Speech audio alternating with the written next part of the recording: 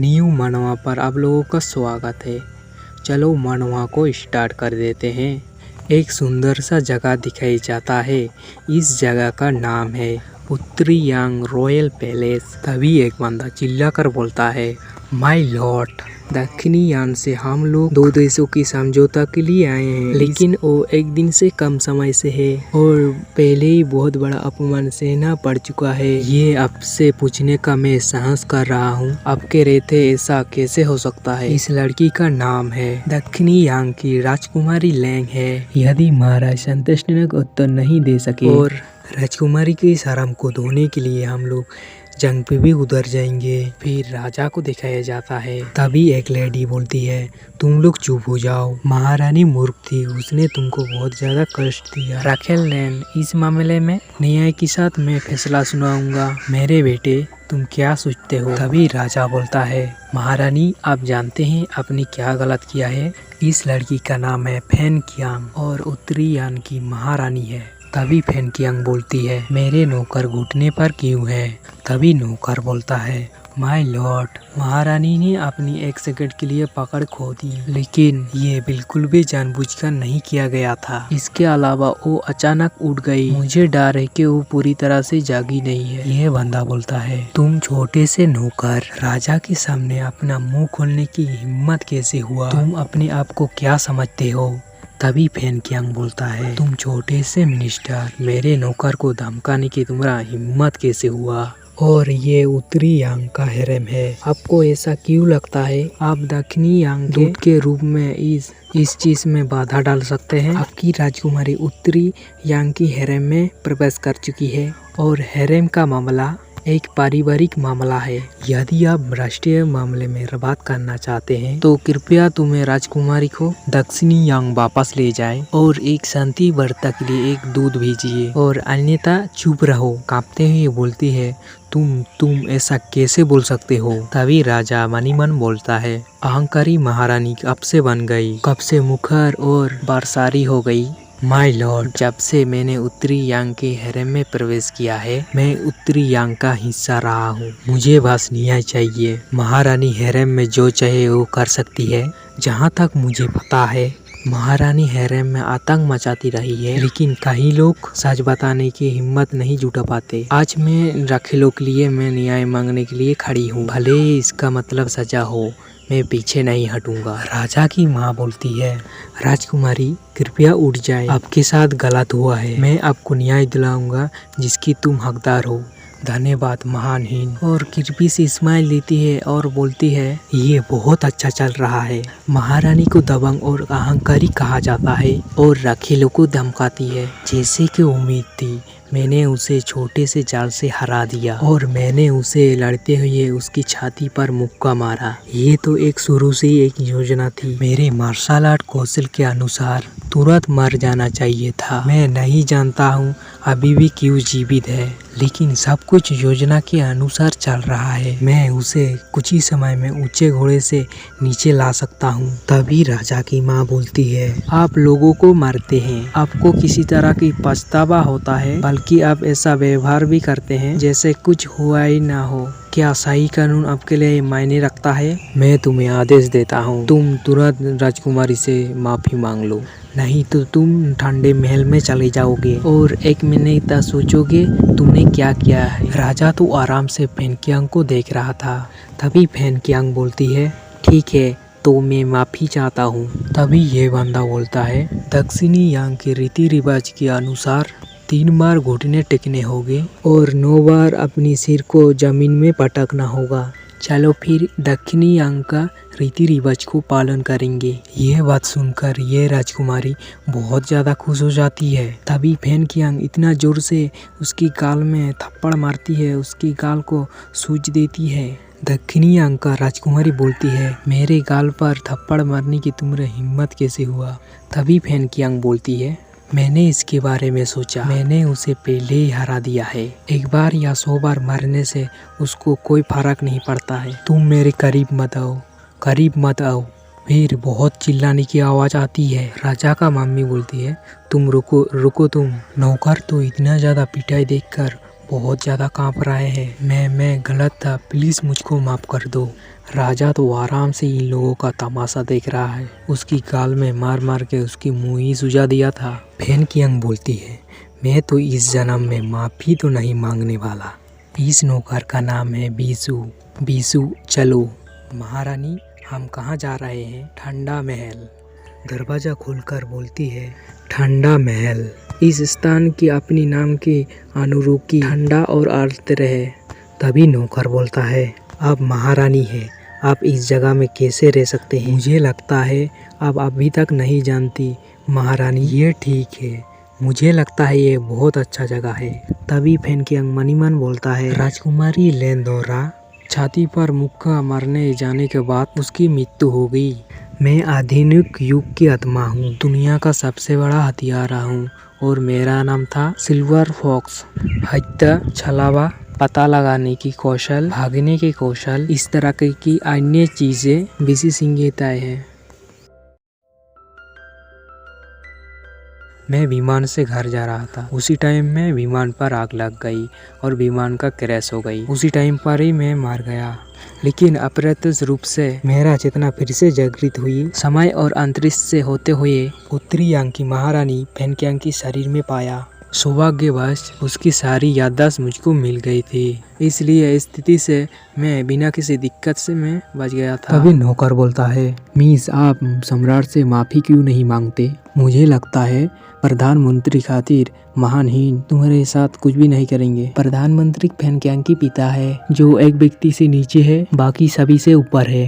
फेन कियांग बोलती है, तुम चिंता मत करो, मेरे लिए यही जगह ठीक है। ये विशाल और साफ सुथरा है, साधारण लेकिन एक आलीशान घर है। वैसे मुझे भूख लगी है, जाओ मेरे लिए कुछ नूडल्स ले आओ। रुकिए मिस, मैं अभी जाता हूँ, आपके लिए मैं नूडल्स लेकर आता हूँ। मिस मैं वापस आ गया हूँ। तुम्हारा गाल पर क्या हुआ है, मुझको दिखाओ। किसने तुम्हारा गाल पर थप्पड़ मारी, मुझे बताओ। मिस ये सही रसोई में नौकर ली है, मैं नूडल्स का कटोरा मांगने गया था। नौकर ली ने कहा कि महारानी सिर्फ बचे हुए नूडल्स की हकदार है, क्योंकि आप ठंडे महल में हैं। मैं आपका बचाव करने की कोशिश कर रहा था, उसने मुझे थप्पड़ मार दिया। ये तो बहुत ही अपमानजनक है। मैं केवल बचे हुए भोजन का ही हकदार हूँ, मुझको सही रसोई के घर की तरफ ले चलो। मिस कृपया कुछ भी करने से पहले एक बार सोचिए। मैं ठंडे महल में रहना बर्दाश्त कर सकता हूँ, लेकिन मैं अपमान नहीं सह सकता। फिर रॉयल किचन की तरफ दिखाया जाता है। नौकर ली, तुम महारानी की नौकर को कैसे मार सकते हो और बदला लेने के लिए भी आ सकती है। मैं कह सकता हूँ तुमको इतना जल्दी भी नहीं जाने देगी। तभी नौकरली बोलती है, आप किस बात से भयभीत है? महारानी को ठंडे महल में भेज दिया गया है, मैं क्यों डरूंगा? ये सच है, जब सम्राट छोटे थे तब मैंने सम्राट की देखभाल की थी और मैं विधवा रानी की पसंदीदा भी हूँ। तभी दूसरी नौकर बोलती है, आपकी हेबी का केक की जिक्र ही न करे, उसको बहुत पसंद है, वो आपके बिना नहीं रह सकती। खैर विधवा महारानी काफी समय से महारानी को स्वीकार नहीं कर रही थी, लेकिन प्रधानमंत्री की वजह से वो उसके ऊपर दबाव नहीं दे सके। तभी फेन कियांग आ जाती है, तुम ही हो जिसने मेरे नौकर को मारा। नौकर ली बोलता है, हाँ मैंने उसको मारा, मैंने तो बस महल के नियम को पालन किया। ठंडे महल में एक महिला को केवल बचे हुए भोजन के ही हकदार हो, ये नियम निर्धारित किया गया था। तभी फेन कियांग को बहुत गुस्सा आ जाती है, जाकर उसकी गाल में बहुत जोर से थप्पड़ मारती है और बोलती है, भले मैं ठंडे महल में रहूं, मैं एक महारानी हूँ और मेरे सामने बदतमीजी की हिम्मत करोगे? अगर मैं तुम्हें सजा नहीं दूंगा तो मेरे ऊपर लानत है। तुमने मुझे क्यों मारा? यदि विधवा महारानी को इसके बारे में पता चल गया तो आपका काम खत्म। फेन कियांग बोलती है, अगर वो यहाँ होती फिर भी तुमको मैं पीटता। जैसा कि हम लोगों ने पिछले एपिसोड में देखा था, नौकर ली बोलता है, तुमने मुझे क्यों मारा? यदि इसके बारे में विधवा महारानी को पता चल गया तो आपका काम खत्म। तभी फेन कियांग बोलती है, अगर यहाँ पर विधवा महारानी होती फिर भी मैं तुमको पीटता। अभी वीडियो की तरफ आगे बढ़ते हैं। विधवा महारानी यहाँ पर है, क्या मेरा केक तैयार है? नौकर ली घुटने पर आकर बोलती है, कृपया मुझे न्याय प्रदान करे, मैं आपके लिए केक बना रही थी। उसने मुझे नूडल्स बनाने के लिए कहा, मैंने मना कर दिया क्योंकि मैं आपको और इंतजार नहीं करवाना चाहती। और उसने कहा यहाँ पर विधवा महारानी भी होती फिर भी मुझको मारता। राजकुमारी, तुम्हारा हिम्मत कैसे हुआ नौकाली को मारने की? क्या आपको ठंडे महल में नहीं रहना चाहिए था? आप सही रसोई में क्यों आए और यहाँ पर हंगामा क्यों क्रिएट कर रहे हैं? क्या आप किसी नियम को पालन भी करते हैं? तभी फेंकियांग बोलती है, मुझे याद है जब महल में मैं दाखिल हुआ था, आपने मेरा हाथ पकड़कर मुझको कहा था मुझे फेनिक्स स्टेम लेने के बाद सभी को आपकी आदेशों को पालन करना होगा। इसमें मैं भी शामिल हूँ। जब तक आपके पास स्टेम है आप हराम का प्रभारी है। मेरे उम्मीदों पर खड़ा उतरो। तुमने यही कहा था। विधवा महारानी हाथ को झटक कर बोलती है, मैं ये कहा था, मुझको याद भी नहीं है। तभी फेंकियांग बोलती है, फेनिक्स स्टेम अभी भी मेरे हाथों पर है और हैरम में हर किसी को मेरे आदेशों को पालन करना होगा। विधवा महारानी बोलती है, क्या मेरे प्रति कोई सम्मान है? हाँ, क्यों नहीं, मैं तो आपकी आदेशों को अच्छे से पालन कर रहा हूँ। ये क्या आपका सम्मान नहीं है? मैं बहुत गुस्से में हूँ, चलो वापस चलते हैं। हाँ मिस, चलो, कृपया सुरक्षित वापस लौटिए। मैं प्रार्थना करता हूँ आप बहुत समय तक जीवित रहे। अफसोस धीरे धीरे करके बूढ़ी होती जा रही है, आप तो चल भी नहीं पाती। महानहीन बहुत अच्छे हैं। रुको, हम लोग तो एक चीज भूल रहे थे। ओ ठीक है, अब तो आपसे निपटने की जरूरत है। बिशु, तुम किसी को बुलाओ, से बाहर खींचो और 40 बार मारो। लेकिन मिस, क्या तुमको पहले नहीं मारा गया था? तुम क्यों उसे वापस क्यों नहीं मारते? नहीं नहीं, तुम मुझे नहीं मार सकते। मैं सम्राट के लिए सभी दिन खाना बनाता हूँ और सम्राट की मैं अच्छी मेट हूँ। मुझे परवाह नहीं कि आप कौन है, मैं वैसे भी तुमको मारूंगा। फिर नौकर को बहुत मारती है। जैसा कि हम लोगों ने पिछले एपिसोड में देखा था, नौकाली बोलती है, नहीं नहीं, मुझको नहीं मार सकते, मैं सम्राट के लिए सभी दिन खाना बनाता हूँ, सम्राट की अच्छी नौकर भी हूँ। फेंकियांग बोलता है, कुछ भी फर्क नहीं पड़ता है, फिर भी तुमको मैं मारूंगा। अभी वीडियो की तरफ आगे बढ़ते हैं। फिर दूसरी जगह का सीन दिखाई जाता है। राजा आराम से बैठकर कुछ तो सोच रहा था। तभी एक बंदा आ जाती है और राजा के सामने घुटने टेक देती है। तभी राजा बोलता है, क्या चल रहा है, मुझको बताओ। माय लॉर्ड, महारानी बिना अनुमति की ठंडे महल से बाहर चली गई और सही रसोई में हंगामा खड़ा कर दिया और उन्होंने न केवल नौकाली को मारा बल्कि विधवा महारानी के साथ भी बदतमीजी किया।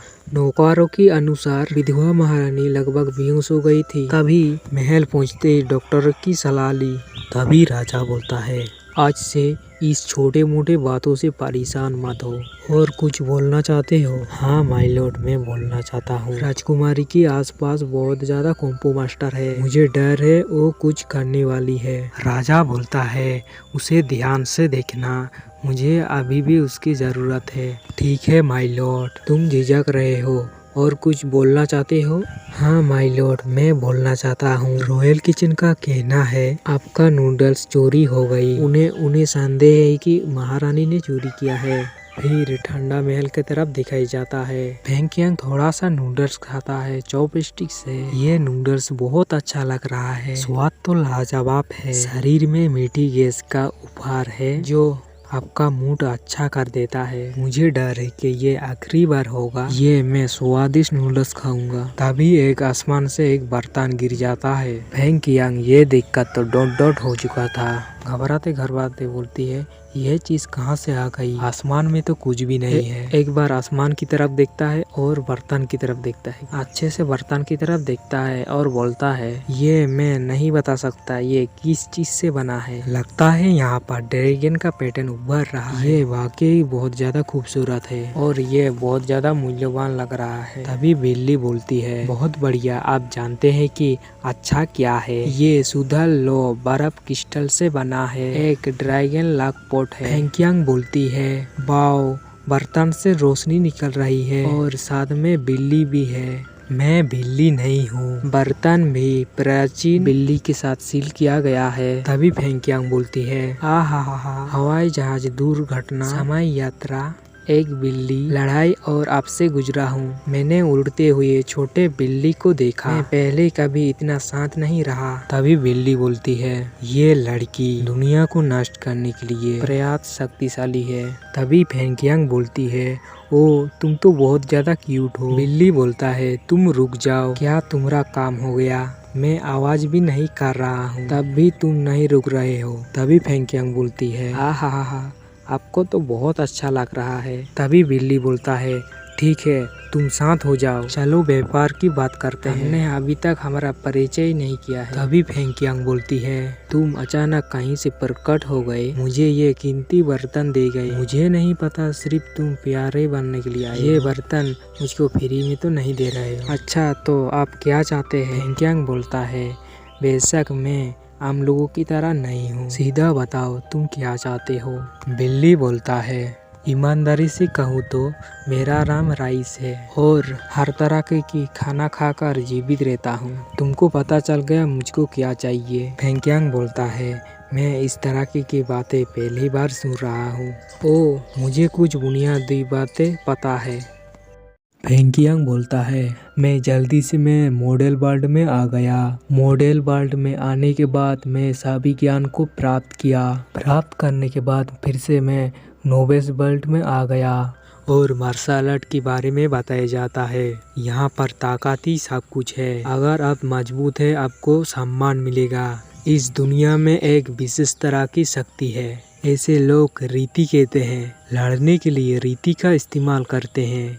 लड़ने के लिए दो प्रकार की शक्ति इस्तेमाल होती है, रिकी मास्टर और रिकी साइकिक मास्टर। शक्तिशाली रिकी मास्टर 2 हिस्सों में पहाड़ को काट सकती है। शक्तिशाली साइकिक मास्टर चुटकी बजाते देश को खत्म कर सकती है। शक्तिशाली है, लेकिन रिकी सेफ उससे भी बहुत ज़्यादा शक्तिशाली है। फेंकियांग बोलता है, तो क्या आप रिकी मास्टर मुझको बनाने के लिए तो मुझको खजाने की बर्तन देंगे? ठीक है, इतने सारे लोग हैं, आप मुझे क्यों चुन रहे हैं? अगर मैं रिकी से बन भी गया तो आपका क्या फ़ायदा होगा? और मैं ऐसी किसी बात पर विश्वास नहीं करता, इतनी अच्छी हो क्योंकि सच ना हो। बिल्ली बोलता है, लड़की तुमको कुछ भी छुपाने की कोई ज़रूरत नहीं है। मैं सब कुछ जानता हूँ और मैं इस महल में बहुत साल बिताया हूँ, इसलिए मुझको अच्छी तरह पता है तुम पुरानी फेंकियांग नहीं रहे। इस शरीर में अभी अलग आत्मा है, ये महत्वपूर्ण नहीं है। आप कौन है मैं नहीं जानना चाहता। मुझे तो बस इस अनोखी की आत्मा की जरूरत है। बरसों का इंतजार आखिरकार रंग लाया। मुझे आप जैसा स्ट्रॉन्ग लड़की मिला।